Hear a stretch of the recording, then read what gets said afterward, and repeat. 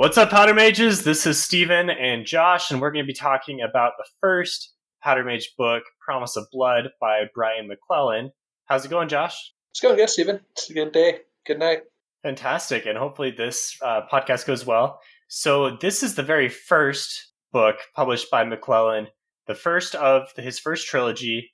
He's written 6 total books in the powder mage universe, and Ryan and I actually just reviewed the very last book of the 6. So this is kind of a blast for the past for me as I try to go back and remember the details of this very first book.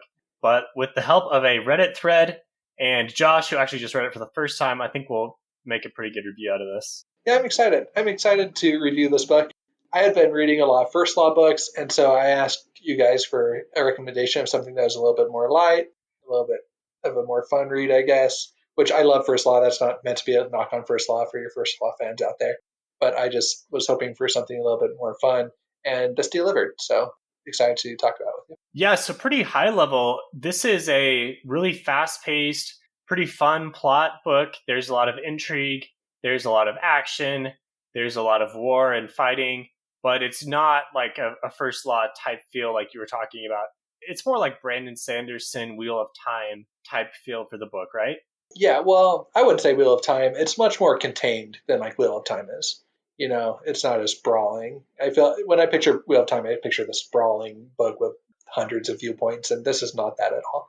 But in terms of tone, you would say it's kind of more like that. I would say if you're looking for a book to compare it to, it's kind of like Mistborn. I would say like a smaller, more contained, and it's not. It doesn't just stay in one city, but a smaller cast of characters that is much more contained and not a ton of viewpoints, and the plot moves pretty rapidly. Mistborn's a good comparison too, because I think the setting is pretty similar to Mistborn. It's not steampunk, but it's kind of like this frontier. French Revolution is kind of comes to mind as a good comparison. It's like this emerging society in modern day, like late 1800s. Yeah, I would say 1800s. It's weird because it's like if gunpowder was relied on a lot more than electricity, because I think that there are like some mumblings about electricity in this book, if I'm not mistaken. But it's not like electricity is like a huge deal. So it's kind of like if our world had progressed, but they relied more on gunpowder for longer and didn't really start introducing electricity. Yeah, so there are some very unique things about this book and about this series. Like you were saying, gunpowder is used as the impetus for a lot of the magic, and it's like a flintlock fantasy, I think, is the subgenre. So it's guns, and it's kind of this frontier feel to it. There's a lot of fighting going on, but it's very much a niche type of genre, I would say. It doesn't really compare super well to anything else. I think flintlock. I think that's the proper name for it. It's the first kind of flintlock. I guess maybe Mistborn Era 2 is maybe some would consider flintlock. I'm not sure, but yeah, I agree. It's a mix between a little bit of steampunk and a little bit of traditional fantasy. I liked it. It worked for me. And Brian McClellan is a student of Brandon Sanderson. I think he was somewhat of a mentor for him. I think like he might have gone through his classes at BYU and like submitted the story. I might be just making this up, but I know there's some connection there, and you can tell that at least his magic system was very heavily influenced by Sanderson's rule-based systems. I didn't know that about him being a student of Sanderson. It shows, I think, especially in and we'll get into this a little bit more, but there's different types of magic that are used in the book. One being the gunpowder. You ingest the gunpowder, and that's what is the impetus for one type of the magic systems in this book. And that was very, very Sanderson-esque. Yeah, I think I am correct in saying that, but I'll probably go back and review that. And if I'm wrong, I'll put that up on Patreon as part of our correction videos. And that reminds me that if you like the content we're putting out, check us out on social media at Phantology Books, on our website, www.phantologybooks.com, and hit us up on Discord. Our invites are all over the place on our website and on our socials. And if you really like the channel and want some bonus content, check out our Patreon. There's a few different benefits and some tiers there. So Phantology is growing, and it's an exciting little community we have going. Yeah, we're posting my initial reaction to Promise of Blood up on there later tonight. So for all you Patreons, if you haven't check that out. Yeah, in trying to come up with some unique things to put on Patreon, we came up with this idea to just kind of put up like a 1 to 2 minute brief, like raw reaction right after you finish the book. What were your thoughts? We probably censor things a little bit in these videos to try to not have too hot of takes and offend anyone, but the raw reactions are guaranteed to be our real, unabridged thoughts. Well, yeah, for sure. Unabridged, just right out there in the open. And I wouldn't say that we really censor ourselves too much. I mean, we have hot takes on here, and I think that we just elaborate more and explain why we have the feelings that we have.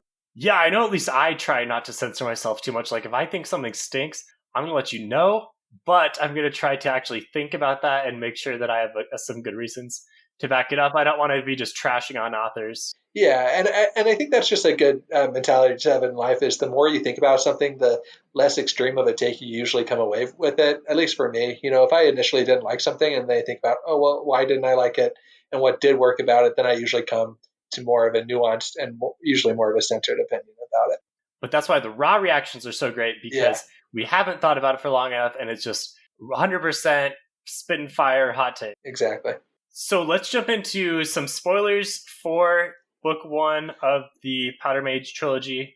But before we do that, let's do our let's do our content warning that we typically try to do for books. So, what would you give this one, Josh? It's been a little bit since I read the first trilogy. I would say this is like a TV-14 type rating. Yeah, I'd say TV-14. There's nothing super explicit when it comes to sex. I think that there's a little bit of language, but not a ton. They have some in-world swears. The most explicit part of the book is violence. There are like hands being chopped off, people being shot, people bleeding out. A lot of people head to the guillotine in the very beginning of the book, so that's not much of a spoiler. So I'd say like a lot of fantasy books, the most explicit part about it is the violence, and there's a lot of violence on screen. Yeah, there's not a lot of swearing. I think they use pit as their swear word for reasons that I honestly don't remember. I think there's some kind of in-world reason. Dang, I was hoping. Yeah, it's funny because they keep saying, "I'll send you to the pit" or whatever, and I was hoping that later on you get a little bit more of an explanation behind that. I'm gonna have to dive into this one a little bit more because I remember having the same concerns or questions about why they were using pit because in a lot of books that use in-world swears, there's a reason for it, right? Like I know in the what's a good example in Mistborn or Stormlight. I mean, Stormlight they say storm it all the time, right? And that's a swear Yeah, because it reflects the harsh nature of the storms that sweep across the land. yeah. I mean, blood and bloody ashes from Wheel of Time. I mean, there's reasons for that. I'm blanking on the I reasons for think that. no, I think that's just kind of a That's generic yeah, swear as well. yeah. Dang. Wheel of Time has some weird in-world swears, man. We don't need to Yeah. get too into those. Okay. Sorry about that. Anyway, yeah, in-world swears are present for reasons. I like in-world swears, so it works for me. Maybe because I don't love swearing in general. Yeah, I think it's a good little trick that Robert Jordan really popularized. So yeah, and then you said there's quite a bit of violence, and I think any reader of fantasy, especially someone that's going into a book with a man on the cover holding a gun on a throne. The book's called Promise of Blood. I don't think it's too much of a surprise to think Yeah, that people are going to be killed here. yeah. This book it gets a lighter rating. I'd say it's appropriate for most readers. That it's not going to shock you with any of the content it has in it. Okay, so we kind of talked high level about the book. Let's do some spoilers now. So there's three different viewpoints that we follow. We follow Adamant, who is a former police inspector or like a private eye type guy, and he's like on the older side of middle aged. And then you have Tamas, who is who's the general. He's kind of the main instigator of all of the action. And then you have his son Taniel, Taniel with a T, and he has just returned from another military campaign, and he's a powder mage. Both Tamas and Taniel are powder mages, so they can access this unique type of magic. And Taniel's kind of a hotshot warmongering type guy. I guess not a warmonger, but more of like a cool off on your own. I'm gonna take everyone down type character. Also, kind of a maybe a little irresponsible or immature, but fun to follow. So those are three viewpoints. And I guess before we get too much in the plot, Josh, who are some of your favorite characters, or what do you think of these three? So I thought, first of all, that the characters were the strongest part of this book. I think my favorite starting out was Adamant. because I liked how his main motivation was to keep his family safe. I typically like these investigation type things where they go through and try and have to figure things out and go from clue to clue. And then Tamis, I originally like hated him because I guess I didn't totally understand his reasons for for overthrowing this monarchy. Right, you don't get that until later. Yeah, yeah. And so it was weird. I didn't initially know what to make of him. I thought, okay, is this just going to be just a warmongering guy that his only motivation is to kill the previous monarchy? So I started out really liking Adamant, not liking Tamis, and Taniel. Like you said, I was like, oh, here's a fun to read character, but I didn't really care too much about him. I guess I just thought, okay, he's just this typical tropey type of character that kind of OP. You don't really know why. He's just good at everything. And as I read throughout the book, Adamant and Tamis switched for me. I really started to enjoy Tamis because I started to enjoy getting his backstory, enjoyed getting the motivations for why he did it, at why he caused this coup at the beginning.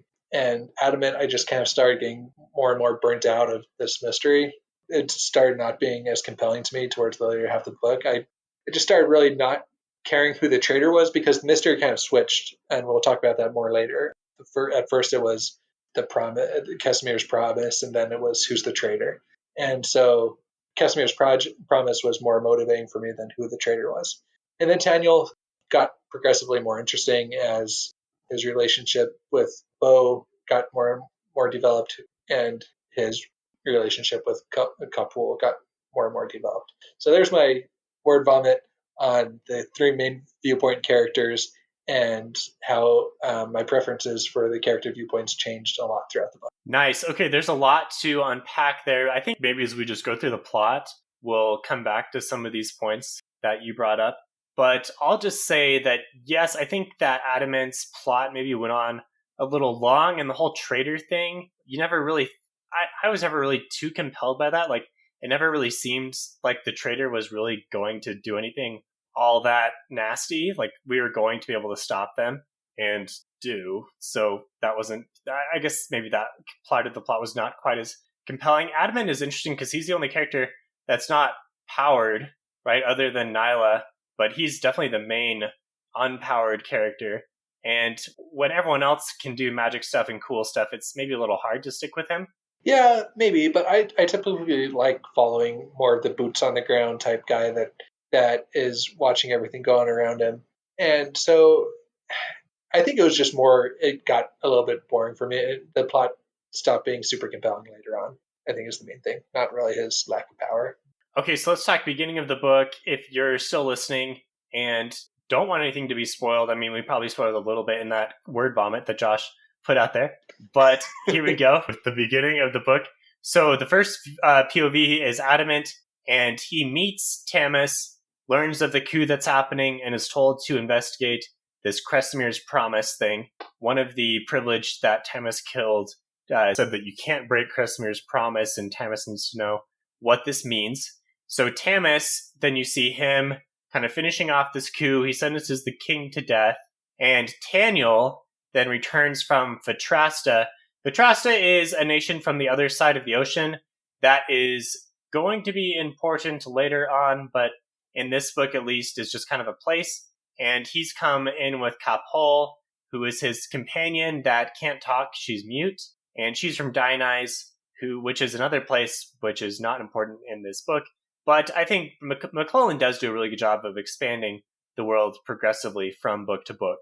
You also get Olam and Nyla, two side characters, and then Adamant sends his family away because he knows he's getting involved in something deep, but he notices someone kind of watching his house as he does it. So this is concerning, and Tamis goes and meets with the co-conspirators, who are Rickard Tumblar, who is like the union boss type guy. You have Charlemont, who's the archdiocese, the leader of the church. Lady Wincheslav, who's the mercenary owner of the Wings of Adam mercenary group. And you have the eunuch from the proprietor. The proprietor is like the underground mob boss type guy. And then finally, you have Prime Lector, the chancellor of the university. And these guys are going to be important because, like Josh said, Adamant eventually ends up investigating all of them to find out who the traitor is. And then at the end of this kind of first part, we have this French Revolution-esque sequence of executions of the nobility, and then there are riots in the street as all of the people kind of learn of this coup that's happened in the middle of the night. So that's a big introduction, but I really liked how we got right into the action, learned who the characters are, and you have a mystery right away. It's very compelling, right? Yeah, super compelling. It immediately felt like you were just in the thick of things. It did a good job of establishing the tone and the setting of of the city that is in chaos, kind of trying to contain this chaos that this coup is going to ignite. And I really liked it. I thought that it's hard to grip readers at the beginning of stories, and sometimes something like this where you're just put in the middle of this coup could come off as a little bit not tropey, that's not the right word, but a little bit try hard, I guess. Like it's been done, right? Like a Yeah, lot of books start with action right at the beginning. yeah, exactly. But I thought that this one worked because it was from the eyes of an investigator. It had its own little twist on that. It was, okay, here's this investigator that might not be super supportive of what went on. You don't really know his political leanings, but he's going to get the job done, and he's going to figure out what this mystery is going on with this mystery that is related to this coup that just happened. So I thought that that was a cool way to do it, and you see everything through his eyes. I enjoyed that. And there are a lot of different people and places being introduced, but I felt like it was maybe just the right amount, right? Like enough where it was compelling, where you're like, oh, what's this place? Who's this guy? But not too much where you're like, oh my gosh, what is happening? Kind of like you might get in a Malazan book, which is hard for some readers. Yeah, I totally agree with that. It keeps itself contained while still feeling grand. Nice. Yeah, nice summation there. So the next kind of thing that happens here, and I guess before we talk too much further into the plot, let's recap the magic system. The magic system is definitely one of the cooler parts of this book and this series. So there are several types of magic users. The main ones in this book are your powder mages, your privileged, and you have knacked, which are kind of, they don't really use magic as much as they just kind of have like one specific talent. Yeah, I think that's a really cool. I really like the knack. I think that's a cool idea for this book. The knacked are kind of like the Mistborns. Well, not the Mistborn, but The Mistings. yeah, the people in Mistborn, the Mistings, that can only use one of the metals, but sometimes it's not all that useful. Well, yeah, I agree with that, but I think it allows Brian McClellan to be a little bit even more creative than that because the Mistings are still following these rules of this hard magic system, whereas the Knacks can really just have whatever skill Brian McClellan wants to give them, which I think allows for a lot of fun opportunities. Like there's a guy that can pick locks really well. That's a cool knack to have. And the cool thing about knacks is they still have that third eye, right? Right, they can still see into the else and see magic. And the main act you see is Olam, who has the ability to never sleep, which would be really useful. I would love that. I could stay up all night long and get so much done. That'd be awesome. Dude, we could do so many podcasts. Think about if we both had that knack, work's done, families their sleep, we could just stay up all night recording podcasts. It's like the equivalent of getting the chip from Musk and expanding your brain capacity and your ability to get things done. Man, that's a deep cut. For anyone that's wondering what Steven's referring to, Elon Musk is working on it, putting a chip in your head that can allow you to communicate with people. Watch the most recent Joe Rogan podcast. It's not a deep cut. Everyone knows about it. Well, the most recent podcast of Elon Musk on Joe Rogan. Yeah, exactly. Anyway, so in this magic system, I like it because you have kind of two spectrums or two ends of the spectrum between hard magic and soft magic. So do you know what bone eyes are yet, by the way, in this book? If we are supposed to, I missed it. Do you know what Cap Hole is doing? What her magic is at all? She uses voodoo like dolls to mess with people. Yeah, so that that's pretty much the most explanation you're going to get. You'll see more of it throughout. Well, and I know she's able to like put a shield around Daniel and protect him too.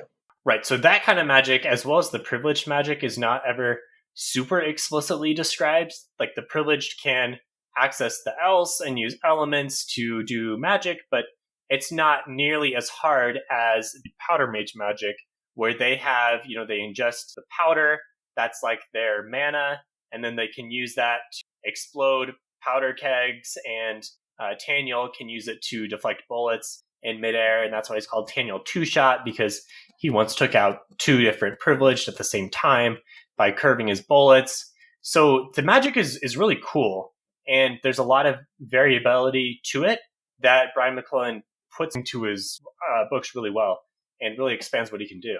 And I really like that combination of hard and soft magic. It's something that like Wheel of Time does well with having weaving be a little bit harder magic, and then the World of Dreams being a little softer magic. I think that they combine that Brian McClellan does a really good job of combining a hard and soft magic system in these books. The only thing I'd say is that it seems like the privileged should just be able to destroy powder mages.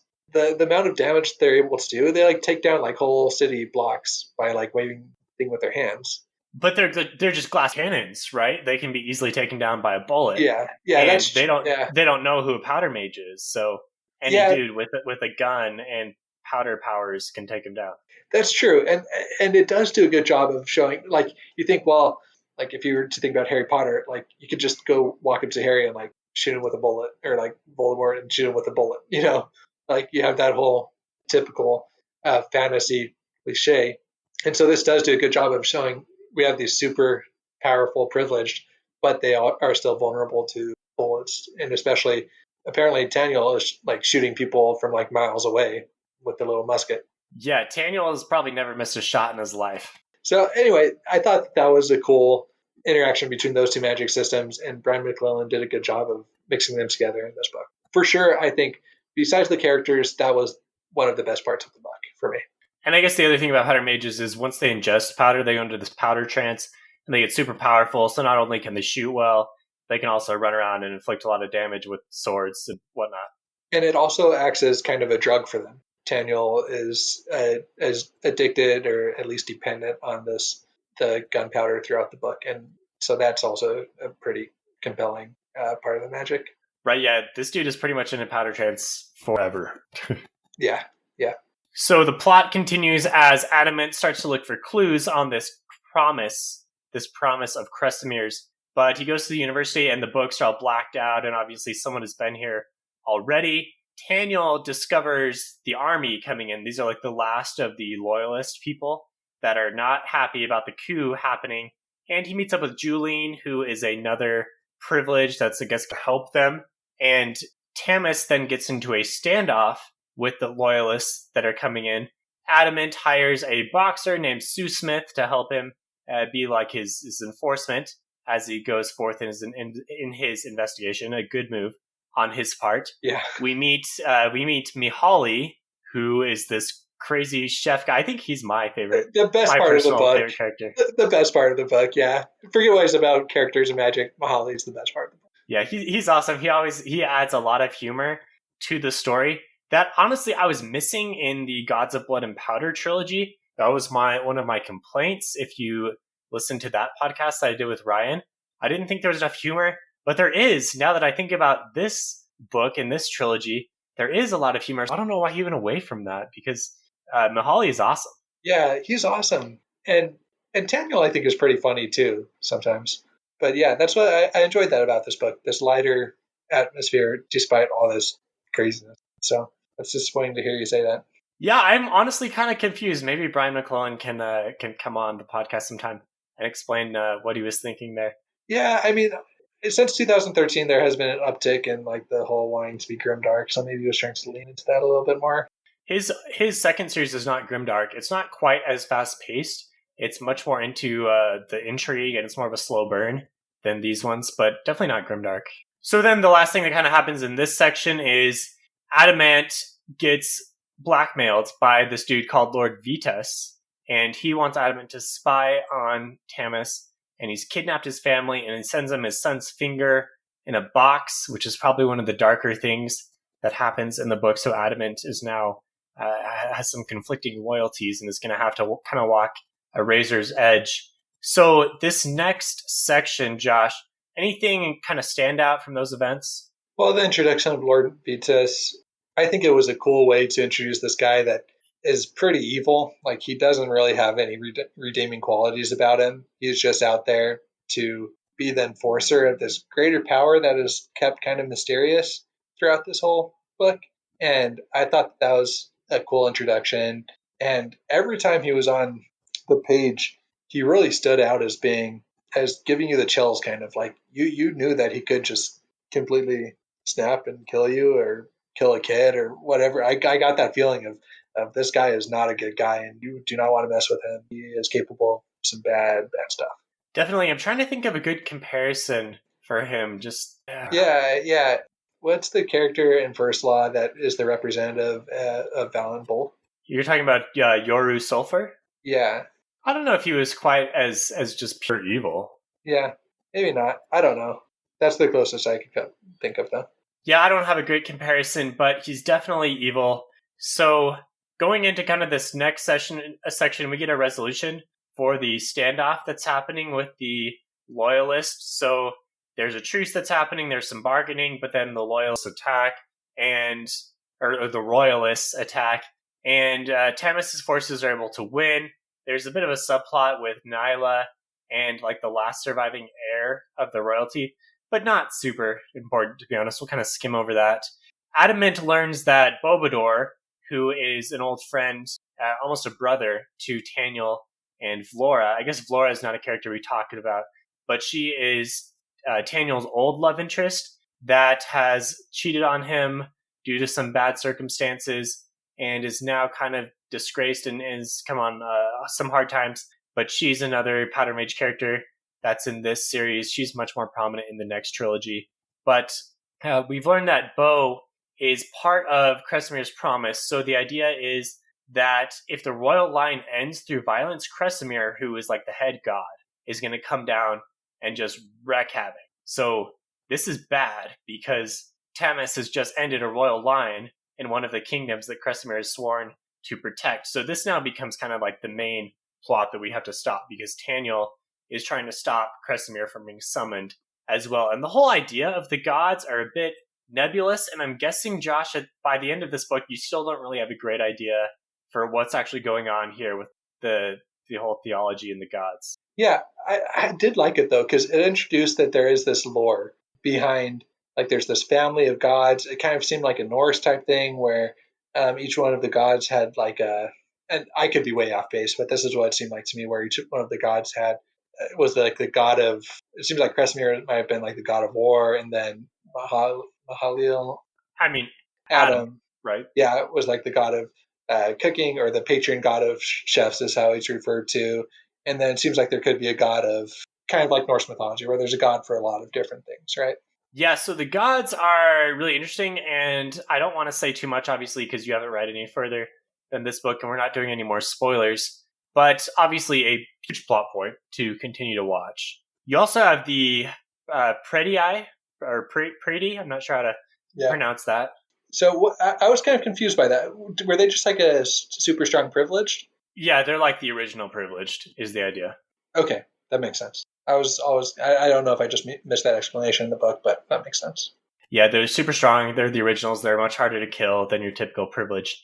And several of the characters are, in fact, masquerading because they are pretty and they're influencing things. So it's like, oh, this guy's a pretty. Oh, this guy is. Oh, this guy is. There's a lot of them.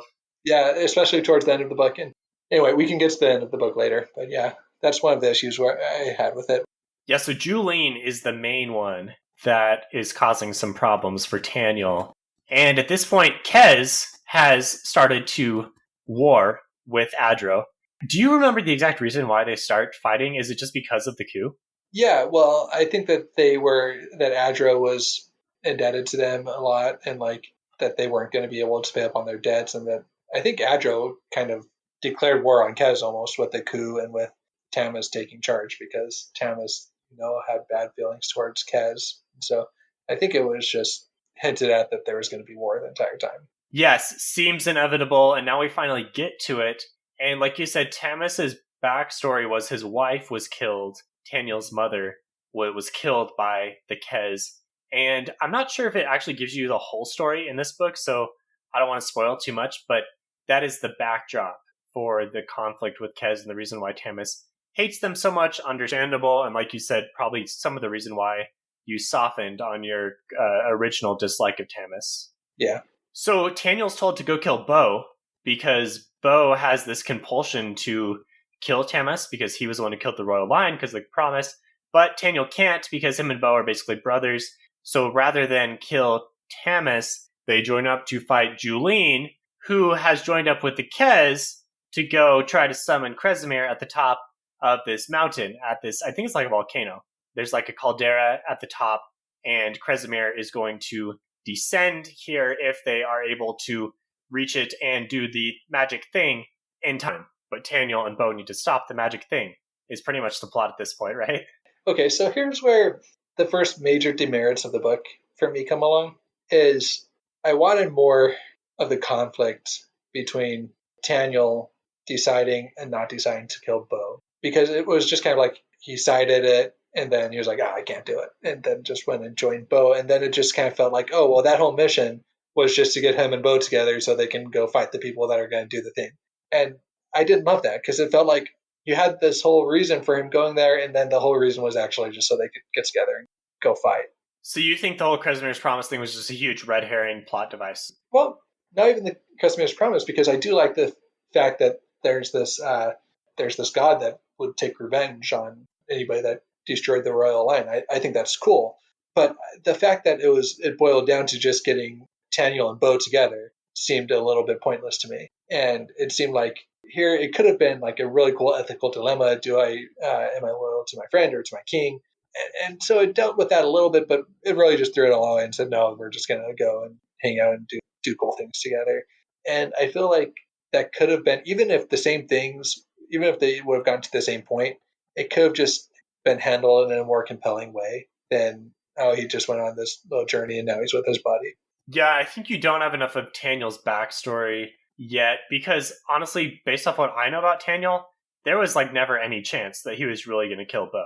I don't know. I didn't actually think he was going to kill Bo, but I don't know. If it could have been like Bo like prevented, I don't know. I don't know how it could have been done. I'm not the author. It's not my job to come up with these things, but I think that it could have been done a better way where his little being sent off by his dad to kill his best friend wasn't just an excuse for him and his best friend to meet up. Yeah, I think maybe the plot moves a little too fast. Sometimes it's incredibly fast moving, and sometimes it just doesn't have enough space to explain itself. Yeah, it just felt like, oh, we need this piece to go here. Okay, go there for this reason.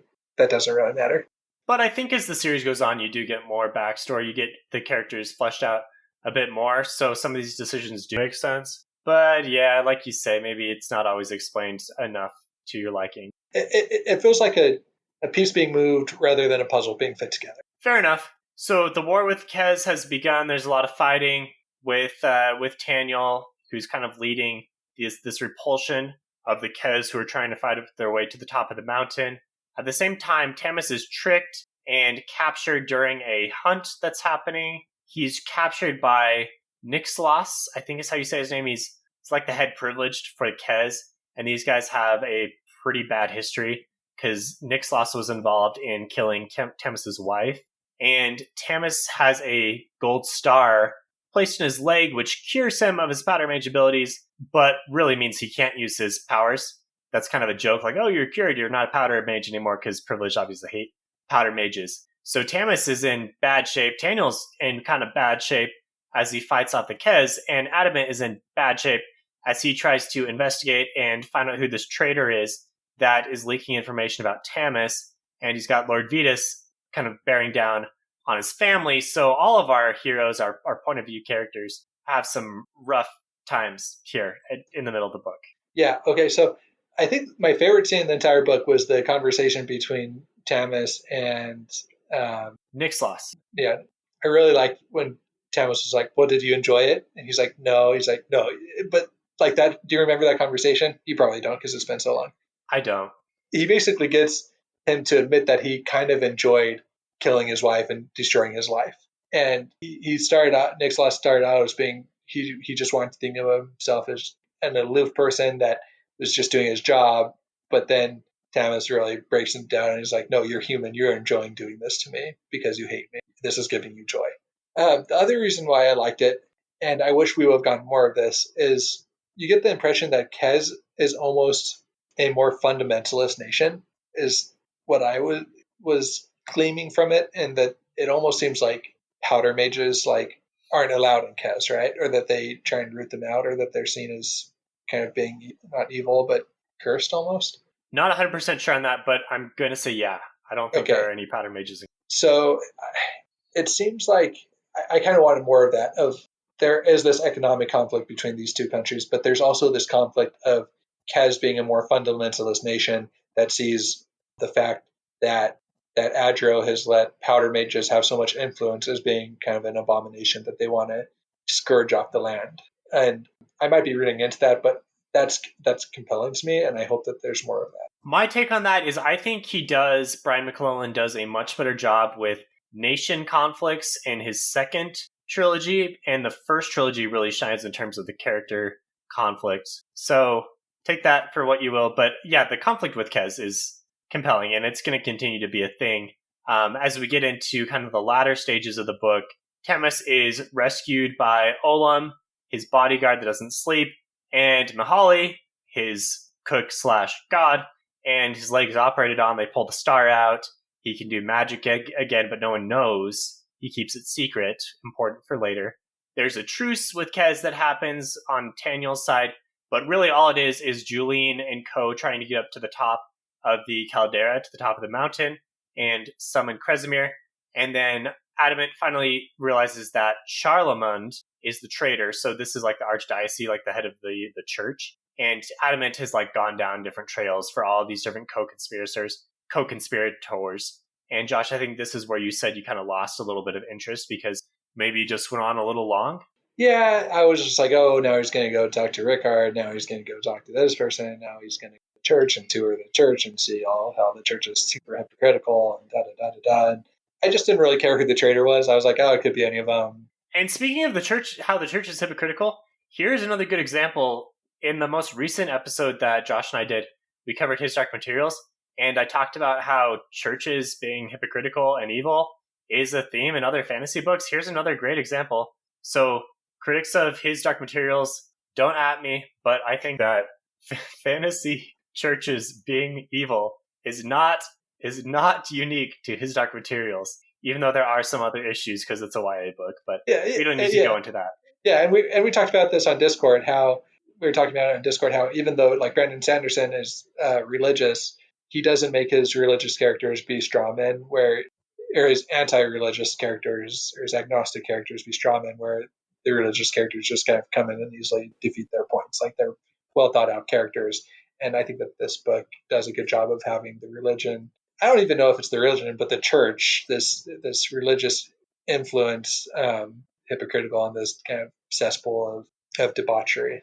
Yeah, you really don't get too many details into the actual church, do you? It's just kind of this is the Yeah, church and they're bad. yeah, Or the yeah. leaders are bad. The leaders are bad, yeah. And you're told, not shown all that much, that oh, the church has a lot of influence, and if you get on the bad side of the church, then your coup is going to be over, and we'll put up whoever we want to. That's kind of into that. Okay, and in the final stages of the action, we now have Adam revealed to be a god. Really, he is in fact Adam. Like we knew all along, this dude, we obviously knew that there was something going on with him. He always said that he was Adam. No one ever believed him for whatever reason, but he totally is. Wait, real fast. My favorite scene with Adam was when there's some emissary from the church that came in to arrest him, and he like draws his sword and he takes out a ladle from the soup and like parries the sword thrust and knocks him over the chair or something and takes him out. I love that scene. Might be another one of my favorite scenes in the book. Yeah, he's awesome. I mean, I really wish that there's a little more of this in the second trilogy, kind of like I said. But we also realize that Prime Lecter, who is the Chancellor, is another Predi. And now Taniel is racing to the top of the mountain to stop the summoning of Kresimir. Meanwhile, Tamis, and this is kind of like a bit of an avalanche of conclusion that's happening all at the same time with our different characters. And kind of a literal avalanche, but Yeah, that's going to happen at the very end. But Tamis goes to see Charlemont. That goes poorly because Nixlos and the Kez arrive in time, but they don't realize that Tamis can actually powder mage because they don't realize that he took the medal or the golden star out of his leg. So that he turns the tables there. Adamant arrives just in time. They get Charlemont, but Nixlos escapes, even though both of his hands have been shot up. So he's not going to be able to do magic any longer. And Vetus has also escaped, and we've learned that he now has another master, maybe even more sinister. So that's going to happen in the next books. And finally, Taniel is tricked by his companion, the dude that's helping him get up to the top. But luckily, Capol arrives in time, does a bunch of sorcery, saves the day. Kresimir is still summoned, but Taniel and Capol are not killed. Like, they were looking to be in really bad straits with Julene having a drop on them. But Taniel is able to shoot Kresimir twice, I think once in the eye and once in the chest. But we don't know what happens. This is an unresolved plot point at this point. We do know that the palace thing that they're up on top of crumbles, and Capol and Taniel are seriously injured. They're in comas at the very end in the epilogue, and Tamis and co are lining up to take out the Kez plus Kresimir, who is on their side and probably not dead. Yeah, that's a great summary of the conclusion. It did a good job of wrapping everything up, and it kept me reading, kept me engaged, but there was no huge like reveals. It wasn't like, here's this thing that's going to change the way that you thought about the story up until this point. That's how I typically like my endings of books to go. And there wasn't any of that, but it was exciting. It was satisfying, and it was, I would say, like a 6.5 out of 10 ending for me. The ending or the entire book? The ending, maybe 6.5 or 7 out of 10. Okay, I mean, I thought the ending was pretty good from what I remember. All of the characters have some nice arcs. There are some nice misdirections. Like, Capol comes in to save the day. Tamas has done some smart stuff and not told anyone that he's actually healed. So I thought there was some good misdirection. Yeah, but the Capol stuff was really good. I thought that the Tamas stuff was, it resolved an issue that had only been an issue for like 50 pages or whatever. If that had happened in the middle of the book, it wouldn't have been crazy. It would have just been like, oh, that happened. You know what I mean? I think overall, I would say this book did a really good job of introducing a brand new world, starting things off with a bang, and putting the pieces on the board for the remainder of the series, because now we have the battle lines drawn. We kind of know what the stakes are. We know what each side can do. And it's pretty, I mean, you're looking forward to the next books, right? Because you're promised a lot more action and resolution to some of these larger conflicts. Yeah, so despite the ending being a 6.5 out of 10, I guess I'll stick with, I thought that the entire book was probably like a 7.5 out of 10. I really liked the book. I liked the characters a ton. And I think that the ending of the book was lower just because I think my main issue was a lack of a super, super amazing plot. It was more just people moving from places to places. And so when you get that, you're typically going to not be able to put in as an impactful of an end. But the character arcs were really good. Excited to read the next books. And and the other thing is, this is his debut book, right? Brian McClellan's debut book. Yeah. So for a debut book, I mean, knocked it out of the park. Like, great. Can't say enough good things about a debut book like this. Yeah, and I would say his writing continues to get better. I thought the second trilogy was better than the first. I liked the first trilogy quite a bit. And he said he's done with powdermage books after 6 and a bunch of short stories, and he's writing another series that I don't know anything about really, but that's supposed to come out, I think, in 2022. So I'm guessing he's doing a lot of writing right now. Cool. So I have a worst of the best, and it might have been too long for you, but my worst of the best was this battle between Taniel and the Kez summoning Kresimir. It was cool. Like, you have these people, this kind of like little band of people that are taking on this bigger force, and they're kind of up on this hill. I got this image of they're up on this hill, like shooting down at them. And I like the setting and everything a lot. But I think that Taniel just got too lucky sometimes. Like, he took out one of their high privileges or something with just like a lucky shot, like didn't even know who he was shooting at, and it was like the leader of their force, and it pretty much like caused them to be disbanded almost. So I think that was the worst of the best for me. Was, here's this huge thing that's been being built towards, and then Taniel just kind of gets lucky throughout it. Taniel two-shot, right? He never misses a shot, I'm telling you.